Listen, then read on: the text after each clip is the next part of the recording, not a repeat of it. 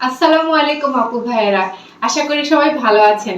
সংসারে জিনিসপত্র না থাকলে এক কষ্ট, থাকলেও আরেক কষ্ট। কি কষ্ট এখন বলতেছি, যখন আমার এইসব জিনিসপত্র ছিল না তখন হায় হুতাশ করতাম, হায় আল্লাহ আমার কেন এইসব জিনিসপত্র নাই। কেউ যদি আসে, মানে মেহমান যদি আসে, তাকে কিভাবে খেতে দিব, কিভাবে বসতে দিব, কিভাবে আপ্যায়ন করব, এই অনেক বড় টেনশন ছিল। এই জন্য হাজবেন্ডের সাথে প্রায় দিন ক্যাচর ক্যাচর করতাম, যেগুলো নিয়ে দাও, শোকেজ নিয়ে দাও, শোকেজের ভিতরে বিভিন্ন ক্রুকারিজ নিয়ে দাও। এখন যখন আলহামদুলিল্লাহ আল্লাহ আমাকে এই যে এত বড় শোকেজ ভর্তি, এখন যখন আমার আল্লাহ দয়া করে আমাকে এত বড় একটা শোকেজ দিয়েছে, শোকেজ ভর্তি বিভিন্ন জিনিসপত্র দিয়েছে, তখন আমার আর এক জ্বালা। কি জ্বালা জানেন? এই যে জিনিসপত্র দেখতেছেন, এগুলো 2 দিন পর পর ধুলাবালিতে পড়ে ময়লা হয়ে যায়। আর এই 2 দিন পর পর ধুলাবালিওয়ালা জিনিসপত্র ধোলাই করতে, মাজতে আর একটা কষ্ট হয়। বলেন তো তাহলে মানুষ কোন দিকে সুখী? মানুষের না থাকলেও মানুষ অখুশি, মানুষের থাকলেও অখুশি।